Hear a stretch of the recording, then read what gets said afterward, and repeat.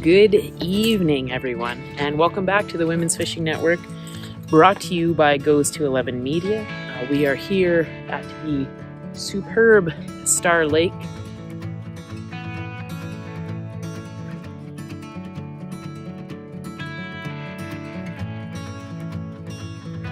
We are on the evening bite. It's pretty close to 5 o'clock right now, and as you can see behind me, we have grass and not great ice. We are definitely moving into late ice season.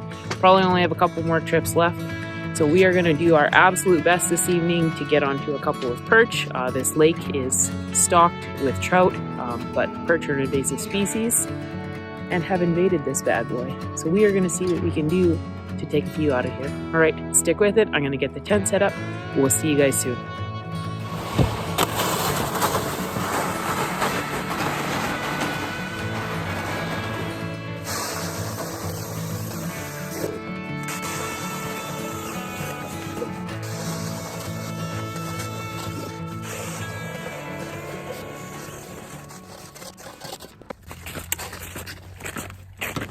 So I need to rig a couple of rods up. I do have one ready to go, so I'm going to get it set up on a dead stick with a wax worm on it for the time being. And yeah, while we get those other rods ready to go, we'll have a line in the water, and with any luck, we will hook into something.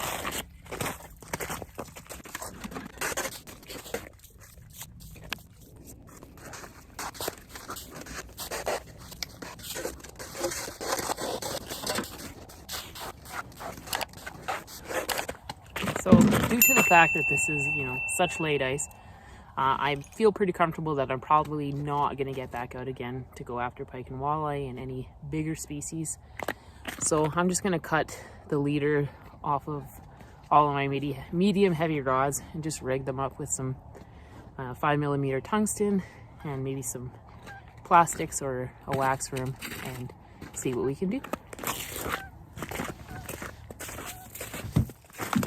Okay, so this is spot number one. We're running a dead stick with a 5mm tungsten with a wax worm. We're jigging a 5mm tungsten with a wax worm.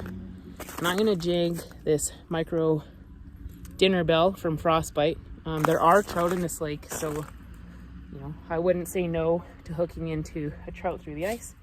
So yeah, we're just gonna kind of jig away for a little bit here, see how it goes, and if we have no luck, in about 20 minutes, half an hour or so, we're gonna change spots.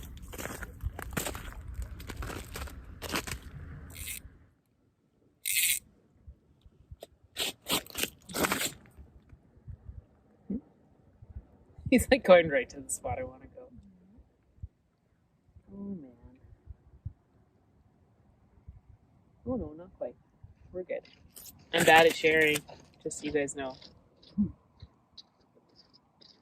I don't have many secret spots, but the spots that I do have, I don't like to share. I'll tell you about them, just don't be there at the same time as me. I'll rumble you for them.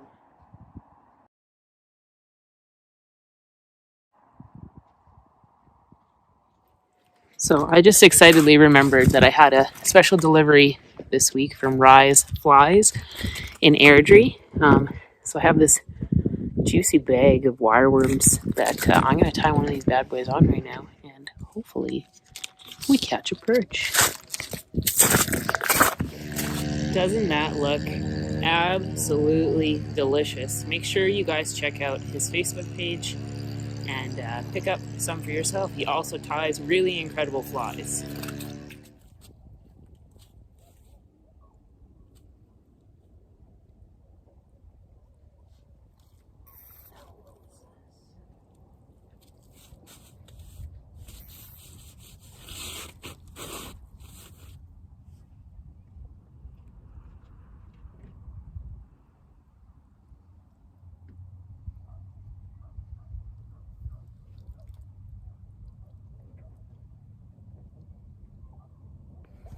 Okay, so we officially moved spots. We are kind of tucked away in a little bit of a cove here. This is the spot that I fished during the summer and had a bit of luck. So we're gonna hope that the perch are schooling beneath us. We're gonna set the tent up because why not? And yeah, Stay with us.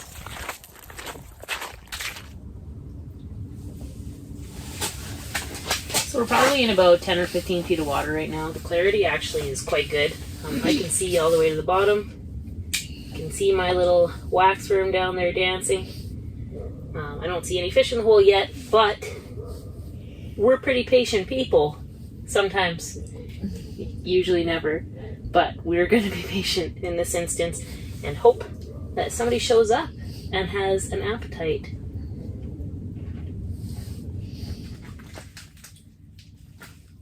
Anybody? So I've got an assortment of soft plastics that I'd like to try as well. There's a great Canadian company called Brad's Tackle. They make really awesome soft plastics. A variety of sizes and styles. And then this 13 Fishing Black Magic Bernie. We're going to give them a whirl. The thing I like about the brands is they're scented and salted for his and her pleasure. So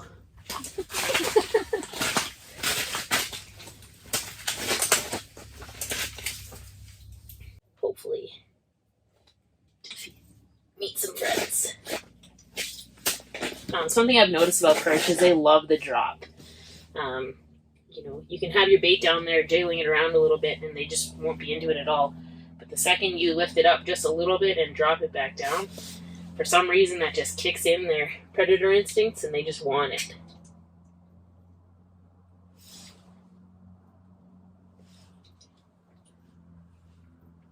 So I'm keeping my bait an inch or two off bottom, from what I can tell. Jiggling around pretty good. Again, I'm not really seeing anybody down there, but hopefully the movement and the smell and everything will bring somebody through.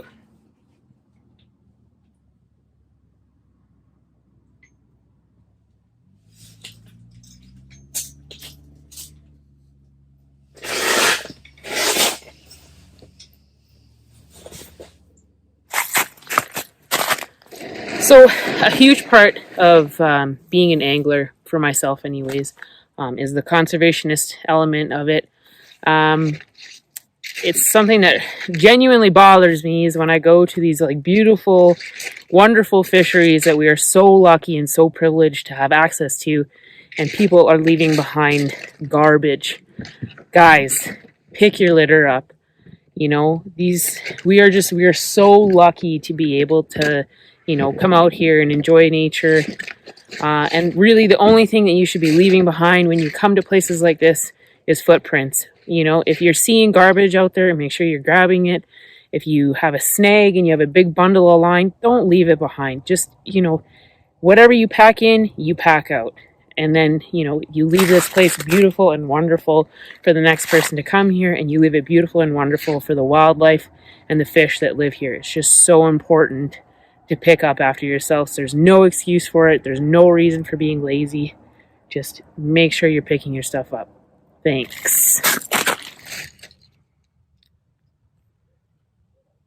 Jeez, look at that. Absolutely beautiful.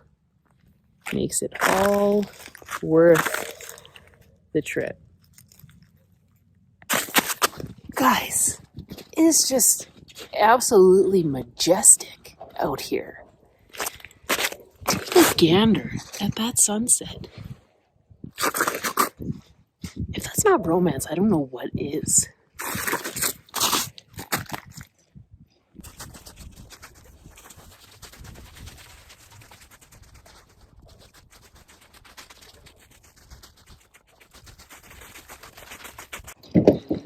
All right, let's have a peek down these holes. Oh, sure. So we're probably in about 8 feet now of water. Oh, I'm down here. Hi. And the water clarity, again, not too bad. I kind of think maybe once we drill the holes, all the junk on top of the ice is kind of flowing down into our open water and maybe murking them up a little bit. But that's fine. Yeah, so clarity is still pretty good. We're sitting on top of a little bit more weeds right now, which could bode well. So yeah, we're going to drop some lines down.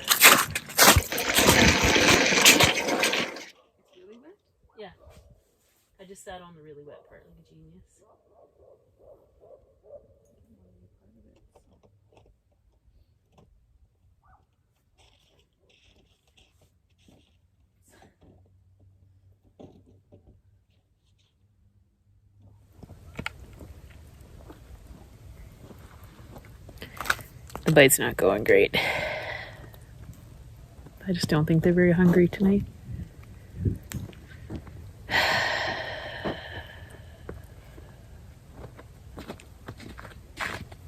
To be continued.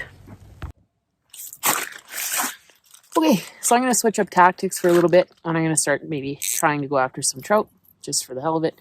I'm going to throw on this Rapala slab wrap and try and rattle up some rainbows.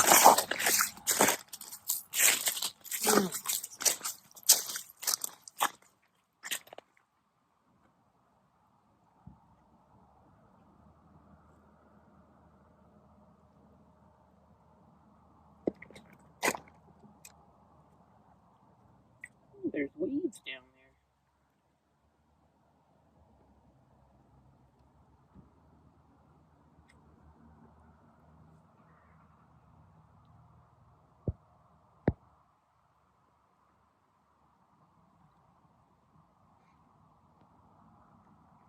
So as with other kind of predatory species, once you're getting close to the end of the season, these fish are moving a little higher up in the water column. They travel a little more freely. So make sure you're kind of utilizing that whole column. Start off on the bottom, but don't be scared to, jig your lure quite high up. Who knows? I've seen videos where you have brook trout that are hanging out literally right underneath the ice. So yeah, just got to seek them out and find them.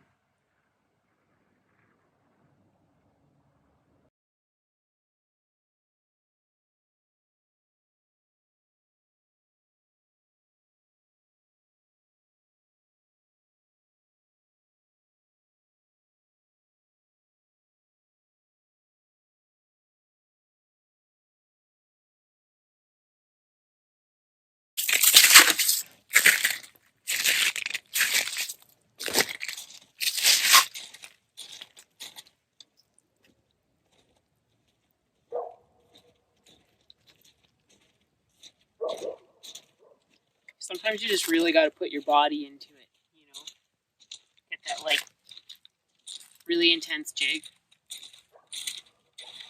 It's a hot tip. You heard it here first.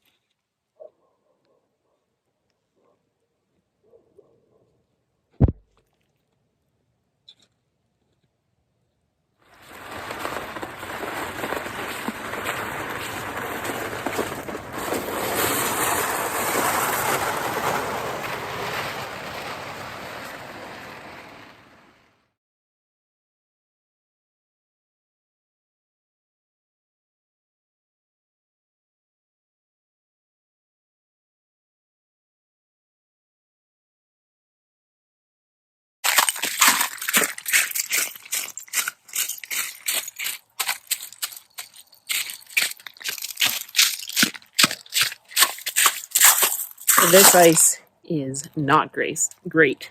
It is going south fast. We've had some pretty unseasonably warm temperatures for March and consistently warm temperatures for March, which means that the ice is eroding at a quicker rate than you would expect. Just really want to impress the importance of ice safety, as we get into the end of the season here.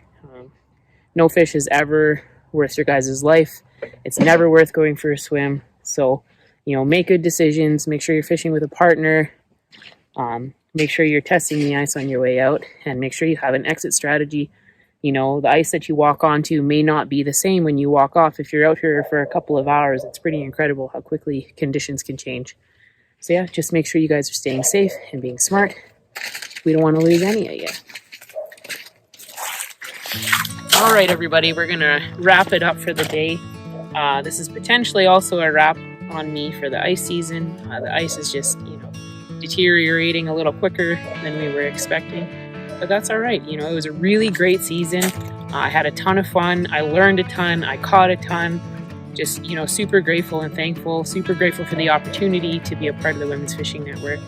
Thanks so much, Rick, for organizing it and creating a platform, for women and elevating women in the sport.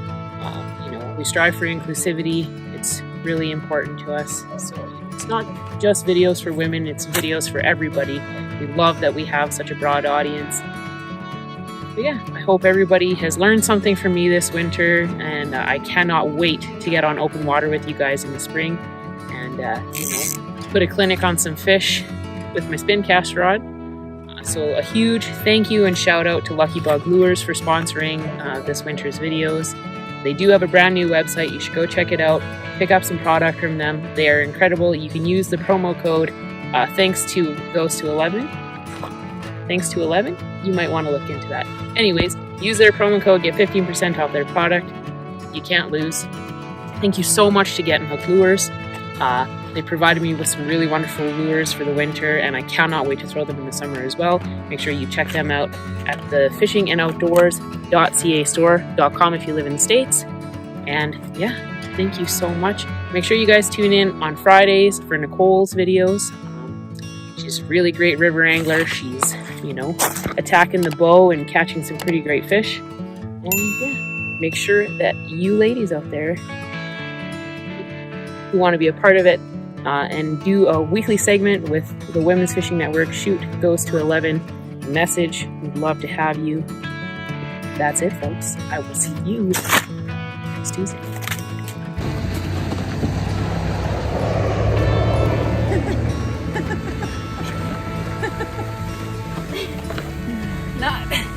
Not quite the same effect as snow. Oh, jeez.